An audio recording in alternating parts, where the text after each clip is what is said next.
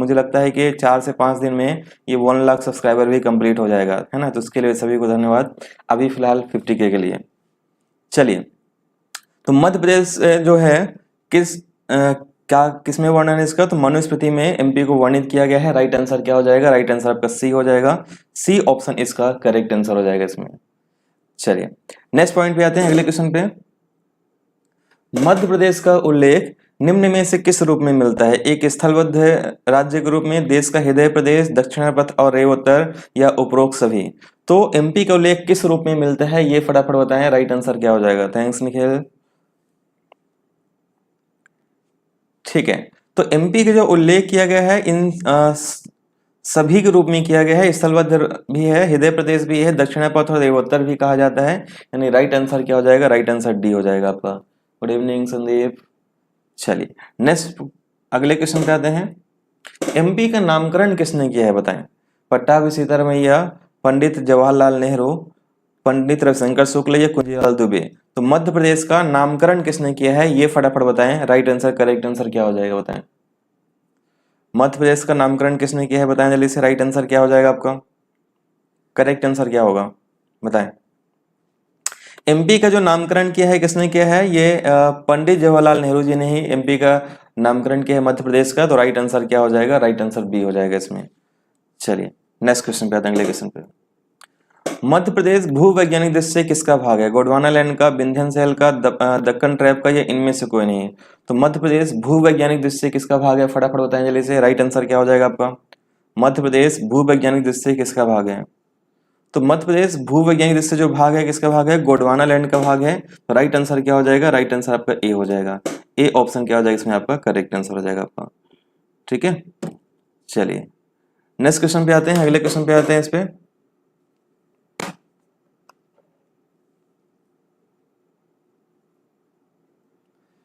भौगोलिक दृष्टि से इसमें कौन सा कथन सही है बताएं? नेटवर्क इशू है तो सही करिए, क्योंकि यहाँ से सब कुछ सही है संदीप। ठीक है, तो इसमें कौन सा कथन सही है? भौगोलिक दृष्टि से एमपी मध्य देश का दूसरा बड़ा राज्य है। एमपी देश का 9.38% है।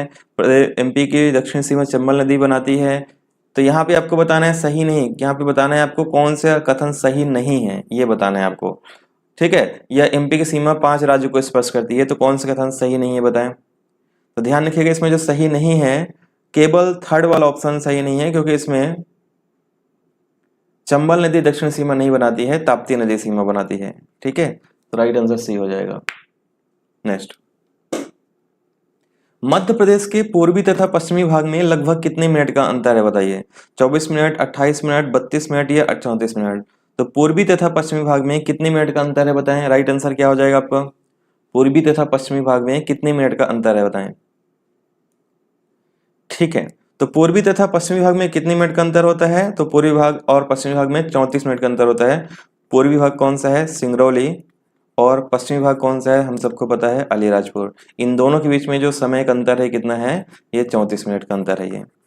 ठीक है, नेक्स्ट, किस संघ समूह के साक्ष्य मध्य प्रदेश में नहीं मिले हैं? पुराना संघ, आर्य समूह, द्रविड़ समूह, या धारवाड़ समूह। तो किस संघ या समूह के साक्ष्य एमपी में नहीं मिलते बताएं? राइट आंसर क्या हो जाएगा आपका? किस संघ या समूह के साक्ष्य मध्य प्रदेश में नहीं मिलते हैं? मध्य प्रदेश में जो साक्ष्य नहीं मिलते हैं, द्रविड़ समूह के साक्ष्य नहीं मिलते हैं। राइट आंसर क्या हो जाएगा? राइट आंसर आपका सी हो जाएगा। सी ऑप्शन इसका बिल्कुल करेक्ट आंसर हो जाएगा आपका ये। ठीक है, चलिए नेक्स्ट पॉइंट पे आते हैं, अगले क्वेश्चन पे।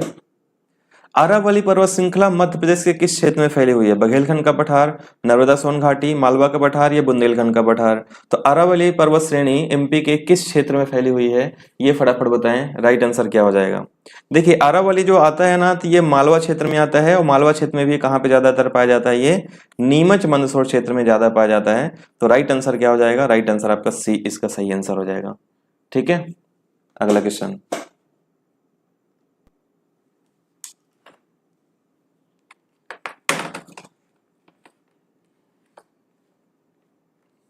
ठीक है, तो अगले क्वेश्चन पे आते हैं।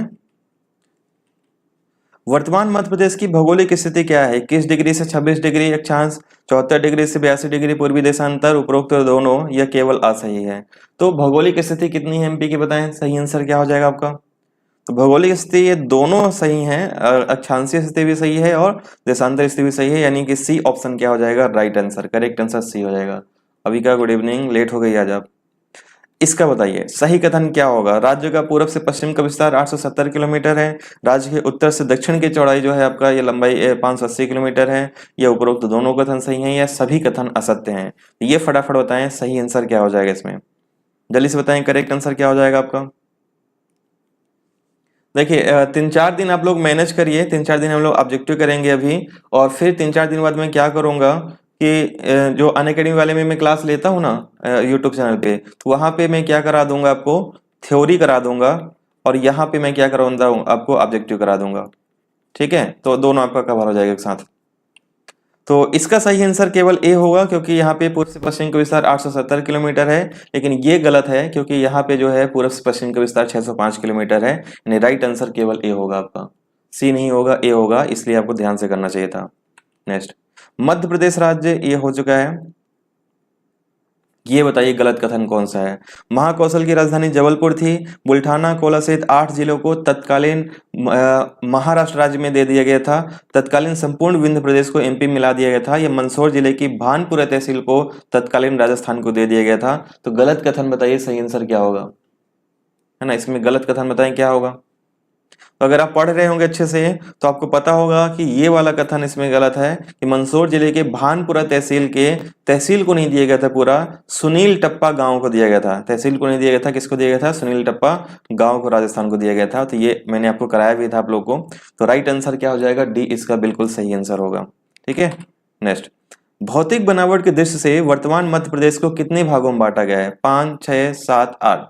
तो भौतिक बनावट की दृष्टि से वर्तमान एमपी को कितने भागों में बांटा गया है बताएं, राइट आंसर क्या हो जाएगा आपका। तो भौतिक बनावट की दृष्टि से एमपी को जो बांटा गया है ये टोटल 7 भागों में बांटा गया है। राइट आंसर सी हो जाएगा। कौन कौन सा था, पहले आपका मध्य उच्च प्रदेश था, है ना, मध्य उच्च प्रदेश बताया था मैंने आप लोग को।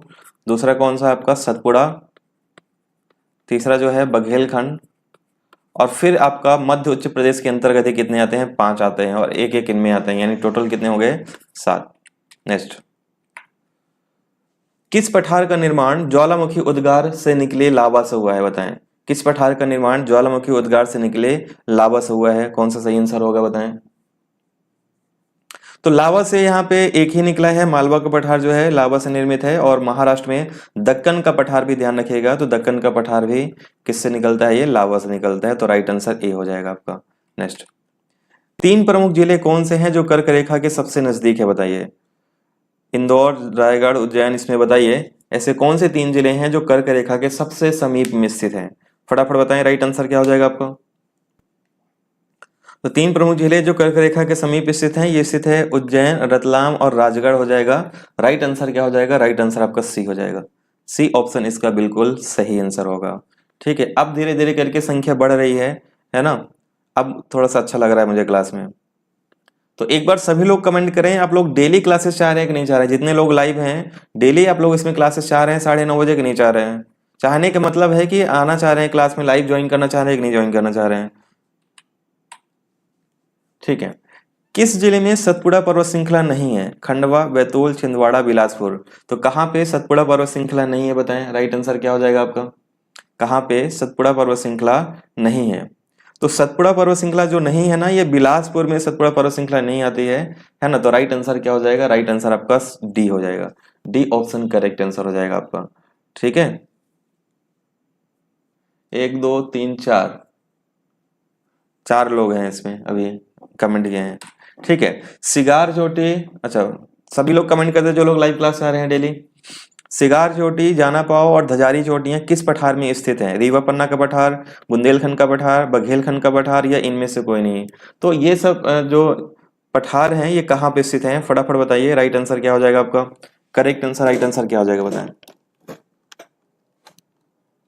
ठीक है, यहाँ पे राइट आंसर क्या हो जाएगा आपका, सिगार चोटी, जाना पाव चोटी और धजारी चोटियां जो आती हैं ये इनमें से किसी में नहीं आएगा, क्योंकि ये जो आता है मालवा के पठार में आएगा। कहाँ पे आएगा, मालवा के पठार में आ जाएगा।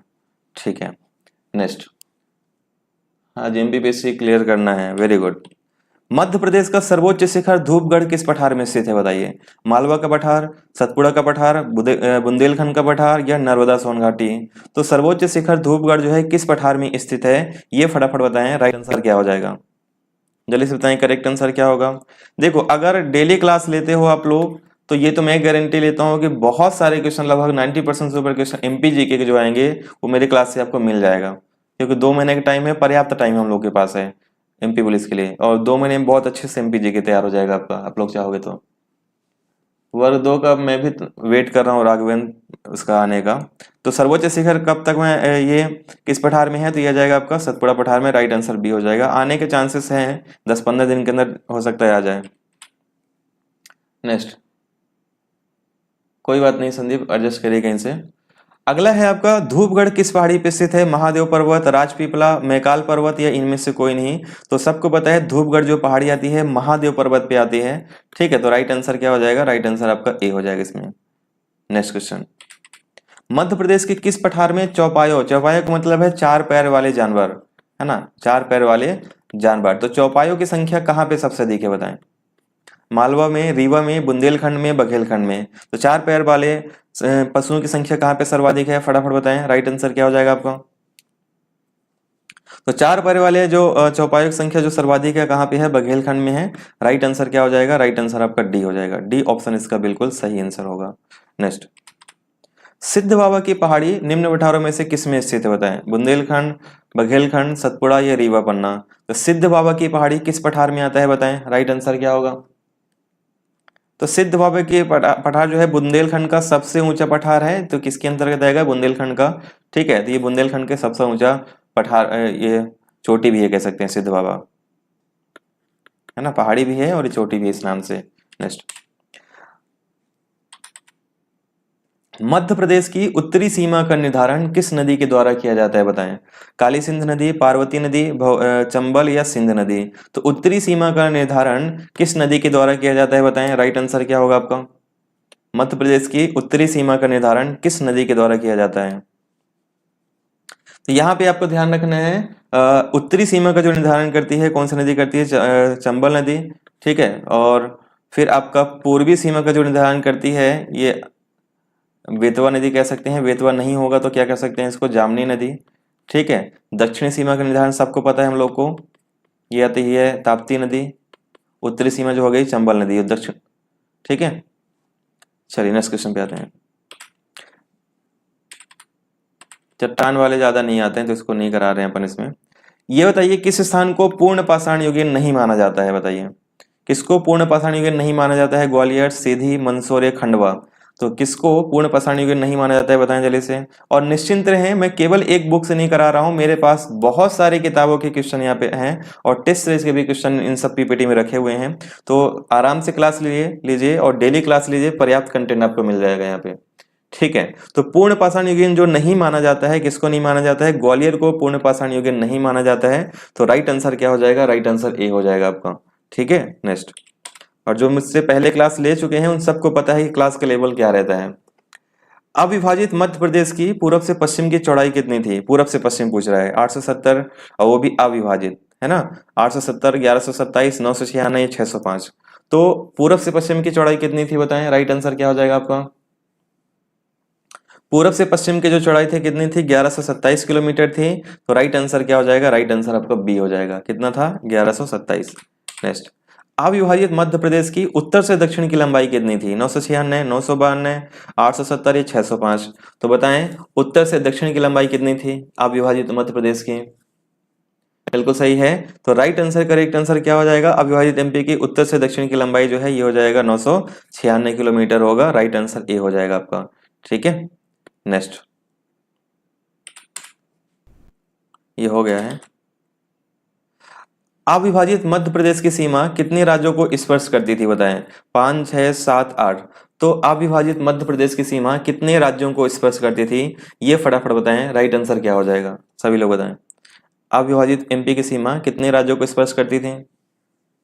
तो ये जो एमपी को स्पर्श करती थी 7 राज्यों को स्पर्श करती थी पहले, राइट आंसर क्या हो जाएगा? ये सी हो जाएगा। अब कितनी करती है? 5 को करती है। नेक्स्ट, अब ये आपको बताना है कि किसकी सीमा जो है पहले मध्य प्रदेश को टच करती थी लेकिन विभाजन के बाद नहीं टच करती है। आंध्र प्रदेश, बिहार, झारखंड, उड़ीसा। इसमें आपको बताना है किसकी सीमा पहले एमपी को टच करती थी लेकिन अब एमपी को टच नहीं करती है। फटाफट बताएं राइट आंसर क्या हो जाएगा आपका इसका। सही आंसर, करेक्ट आंसर क्या हो जाएगा, जल्दी से बताएं। किसकी सीमा पहले एमपी को टच करती थी लेकिन अब ये नहीं करती है। हाँ बिल्कुल सही है, वेरी गुड।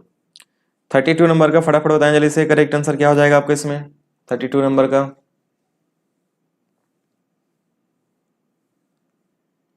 ठीक है, तो यहाँ पे राइट आंसर क्या हो जाएगा, राइट आंसर क्या हो जाएगा इसमें आपका, बिल्कुल सही है, इसमें सी ऑप्शन करेक्ट आंसर हो जाएगा 1 2 4। ठीक है, आंध्र प्रदेश, बिहार, ठीक है, और उड़ीसा, तो इनकी सीमा टच करती थी पहले। नेक्स्ट पॉइंट पे आते हैं। डी नहीं होगा, सी होगा। संपूर्ण मध्य प्रदेश किस पठार का भाग माना जाता है बताएं। संपूर्ण मध्य प्रदेश किस पठार का भाग माना जाता है, पूरब का पठार, उत्तर का पठार, पश्चिम का पठार, दक्षिण का पठार। तो संपूर्ण मध्य प्रदेश किस पठार का भाग माना जाता है बताएं, सही आंसर क्या हो जाएगा आपका। तो ये माना जाता है दक्षिण के पठार का भाग माना जाता है। राइट आंसर क्या हो जाएगा, राइट आंसर आपका डी हो जाएगा। डी ऑप्शन इसका बिल्कुल करेक्ट आंसर हो जाएगा आपका। ठीक है, हाँ नेक्स्ट। भू संरचना दृष्टि से चंबल सोन के अक्ष का उत्तर भाग क्या कहलाता है। चंबल सोन अक्ष के उत्तर का भाग क्या कहलाता है, फटाफट बताएं राइट आंसर क्या हो जाएगा आपका। मध्य उत्तर प्रदेश, कैमूर की श्रेणी, या सतपुड़ा की श्रेणी, या मैकल पर्वत। तो चंबल सोन अक्ष के उत्तर का भाग क्या कहलाता है, ये फटाफट बताएं राइट आंसर क्या होगा। संजय, कीर्ति, गुड इवनिंग। बिल्कुल सही है, चंबल सोन अक्ष के उत्तर का भाग क्या कहलाता है, ये इसका राइट आंसर क्या हो जाएगा, राइट आंसर मध्य उत्तर प्रदेश होगा, है ना, करेक्ट आंसर ए हो जाएगा। नेक्स्ट। राज्य पुनर्गठन से पूर्व मध्य प्रदेश को किन किन नामों से जाना जाता था। ब्रिटिश शासन में सेंट्रल प्रोविंसेस एवं बरार, सेंट्रल इंडिया, पश्चिम की रियासतों को मध्य भारत, या उपरोक्त सभी। तो यहाँ पे बताइए राज्य पुनर्गठन से पूर्व एमपी को किन किन नामों से जाना जाता था। तो यहाँ पे आपको ध्यान रखना है सभी नामों से जाना जाता था। इसमें राइट आंसर क्या हो जाएगा, राइट आंसर डी हो जाएगा, इन सभी नामों से जाना जाता था। नेक्स्ट। मध्य प्रदेश में, ठीक है, चट्टानों का भी छोड़ देते हैं हम लोग। हाँ ये वाला जरूर कर लीजिए, ये वाला इंपॉर्टेंट है। पन्ना की प्रसिद्ध हीरे की खदानें किस सीरीज के अंतर्गत आती हैं बताइए। Bijawar series, Gwalior series, Sausar series, या सकोली सीरीज। तो हीरे की खदानें किस सीरीज के अंतर्गत आती हैं, ये इंपॉर्टेंट है, बताएं जल्दी से करेक्ट आंसर क्या होगा आपका। हाँ बिल्कुल सही है, करेक्ट आंसर क्या हो जाएगा, जल्दी से बताएं आप लोग, फटाफट बताएं। ठीक है, तो करेक्ट आंसर हो जाएगा आपका, यहाँ पे हीरे की खदानें जो मिलती हैं किस सीरीज में मिलती हैं, बिजावर सीरीज में मिलती हैं। राइट आंसर क्या होगा, राइट आंसर आपका ए हो जाएगा, ए ऑप्शन करेक्ट आंसर हो जाएगा आपका। नेक्स्ट।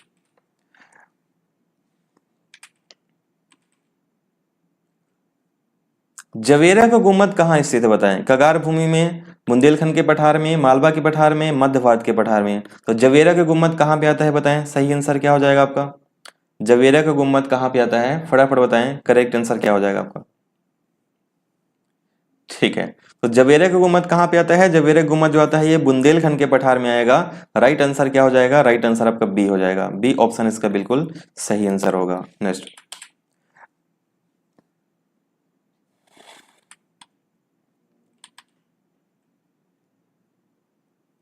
ये बताइए सतपुड़ा पर्वत के संबंध में सत्य कथन बताइए कौन कौन सा होगा। सतपुड़ा पर्वत की लंबाई 1120 किलोमीटर है, इसके पश्चिम में राजपीपला की पहाड़ी है, यह नर्मदा नदी के दक्षिण में पश्चिम से पूर्व की ओर स्थित है, ये उपरोक्त सभी कथन सही हैं। तो इसमें बताइए सही आंसर, करेक्ट आंसर क्या हो जाएगा, बताएं जल्दी से करेक्ट आंसर क्या होगा आपका। सतपुड़ा पर्वत के संबंध में सत्य कथनों को बताइए क्या होगा। तो यहाँ पे सारे कथन इसमें सही लग रहे हैं, है ना। एक सेकंड, नर्मदा नदी के दक्षिण में, ठीक है, तो राइट आंसर आपका डी हो जाएगा, करेक्ट आंसर डी हो जाएगा आपका। नेक्स्ट। कौन सा शहर भारतीय मानक समय के निकटतम स्थित है बताएं, वेरी गुड। कौन सा भारतीय मानक समय के निकटतम स्थित है, तो भारतीय मानक समय के पास से जो गुजरता है आपका ये रीवा जिला हो जाएगा मध्य प्रदेश का। राइट आंसर क्या हो जाएगा, राइट आंसर ए हो जाएगा। नेक्स्ट।